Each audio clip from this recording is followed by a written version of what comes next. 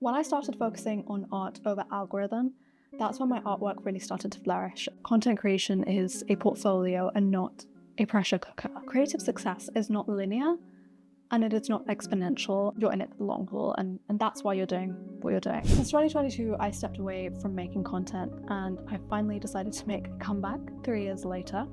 Here's what I've been doing over the last few years to recover from that burnout, and I hope this helps you too if you're going through a similar thing. So let's set the scene why I started burning out in the first place, and I think this is quite similar for a lot of content creators in that you're chasing the algorithm, you're looking for the numbers and the views and the subscribers and all of that.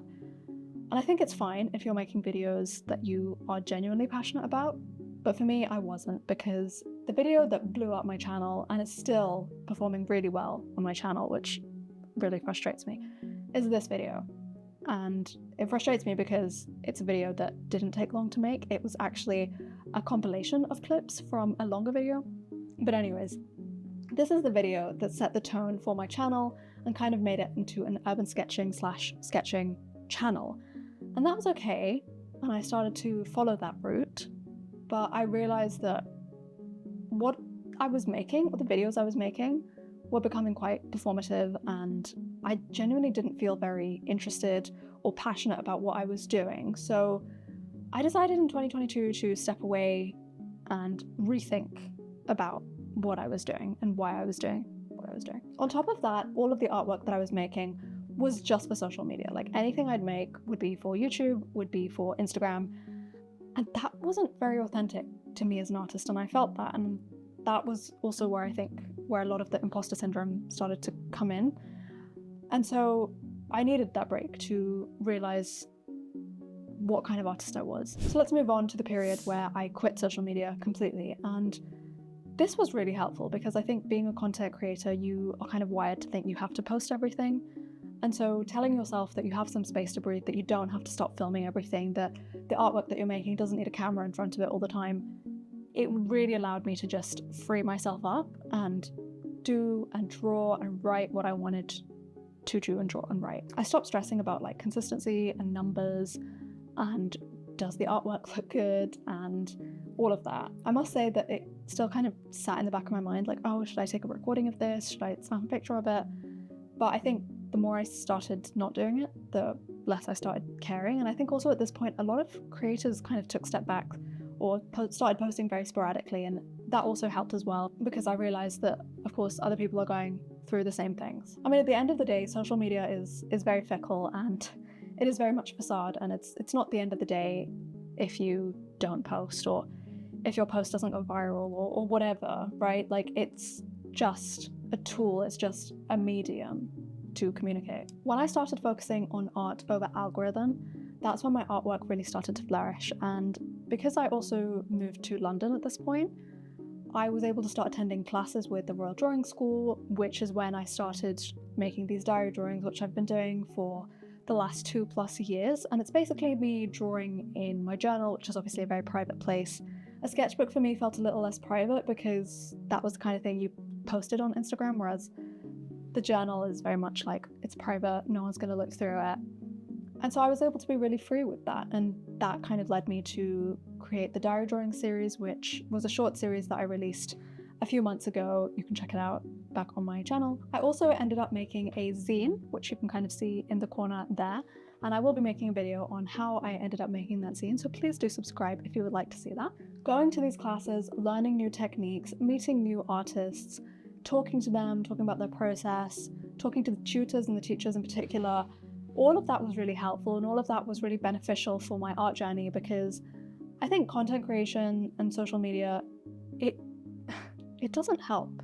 It kind of stands in the way of your progress a lot of the time, or at least for me it did. I guess I can't speak on behalf of most people, but that's how it felt for me. And so taking that step back really allowed me to focus on myself, and all of the energy that I was putting into like editing and taking photos and whatever, I was able to put back into the artwork that I'm making. So now let's talk about the gradual transition back into filming and into content creation, which I've been doing for the last 6 months. Also, I started testing new formats like the short series that I've been doing, or that I was doing rather. I also filmed a lot of videos which never made the light of day, and I think that's also a really important part of the process, is making a lot of failures essentially, and realizing that not everything will make the cut. There will be a lot of things on the editing room floor. Is that what the phrase is? But that's okay. And even though I have a lot of videos on my hard drive which kind of just sit there and I look at them and I'm like, oh, maybe I should delete these, maybe they'll be useful at some point in the future. So they're not completely wasted per se. I think for me, changing the outlook from teaching and performing to documenting and sharing has been kind of useful. And I've only really come up with this mindset over the last few weeks, maybe even. I think kind of sharing my creative journey through talking head videos like this, or just sharing snippets of my process and not necessarily giving tutorials or being like, here's what you should do to keep a nice sketchbook. Moving away from that and moving more towards, here's what I do with my sketchbook. Maybe this is useful to you too. That's probably more authentic to me and feels less like I'm telling people what to do, and more encouraging you guys to join me on this journey. And that's basically what I created this channel for, is an encouragement and kind of a hand holding, or at least just a walking beside as we all journey through our creative lives together. I've also created a lot of videos which haven't made the light of day, and I think that's equally important, is making a lot of failures per se, or making videos that just don't really work and going through that process. I mean, it is really a tedious process, like setting up this filming camera and talking to it and editing it and all of that, but anyway, I think it's worth it, and I'll talk about that in the next part of this video. But the final thing I wanted to mention that's helping me in my transition back is AI, controversially. So I've been using a lot of text-based AIs like ChatGPT, Perplexity, Gemini through my whole life, through lots of aspects of my life, but in particular it's really helped me with structuring and getting back into filming structure, because that has been something that I've always struggled with, coming up with SEO optimized titles and thumbnails, coming up with video ideas, coming up with checklists for everything I need to do in order to get a video out. Having the AI kind of help me as an assistant has been so useful for me. And I know that there are so many artists who are against AIs, in particular image generating AIs, and I get that. I get that there is a lot of plagiarism, and that's a whole thing in and of itself. But for me, text-based AIs have been useful to use as an assistant, similar to softwares that we use like Adobe or any kind of apps that you use to, let's say, edit your videos. Like I said, it's an assistant. You're the main boss. You're the one who's giving it the prompts. You're the one who's in charge, right? Like, it's just a tool, just like anything else. And that's how I see it, and that's how I've been using it. And without it, I don't really think I would have been able to get this video out and be able to work on my channel and rebrand it and think about the strategy and all of that. So what have I learned from stepping away from social media? I would say that the first thing is that content creation is a portfolio and not a pressure cooker. And this is something that's really important to me, because I had to remind myself that what I'm doing on my channel is a reflection of myself, and it is a part of me, and therefore, of course, it has to be reflective of things that I'm passionate about and things that I want to talk about and things that I want to share.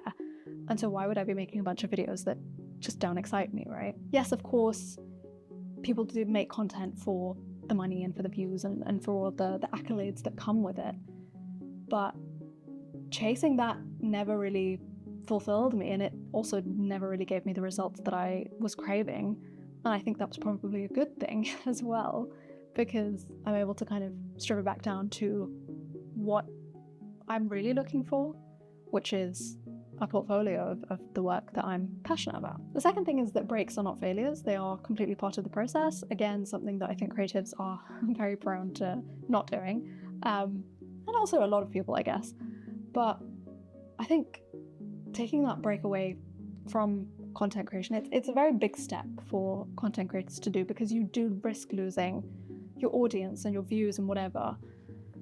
But it's necessary. I think especially as creatives, it's very necessary to go back and take some of the energy that you use for editing and filming to your art, because it's really easy to like I did, get swayed onto the other side. And the final thing I would say I learned is that creative success is not linear and it is not exponential. And I say that because I feel like things like finances and health and wealth and career, all of those things can be linear sources of progress.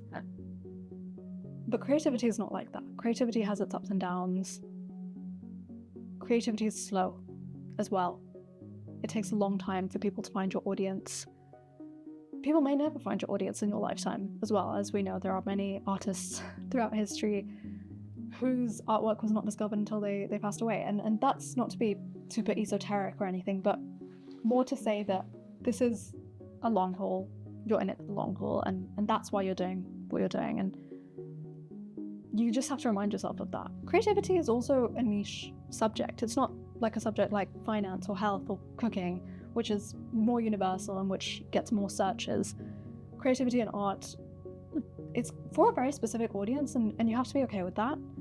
And you have to be okay with not reaching millions of people potentially. So where I'm headed now is more slower growth, but sustainable joy. That's kind of how I'm thinking about it. Like I said, I'm shifting more towards documenting and sharing my journey, talking about the diary drawings I'm making, less emphasis on urban sketching tutorials and things like that. I want to make videos consistently, but joyfully, and have it be a reflection of myself. And so if that is something that resonates with you, or if anything I've said resonates with you, then please do hit the subscribe button. It would mean a lot to me. And let me know what your thoughts are. Let's continue the conversation below. And that's all I have to say on the subject. So yeah, have a great day.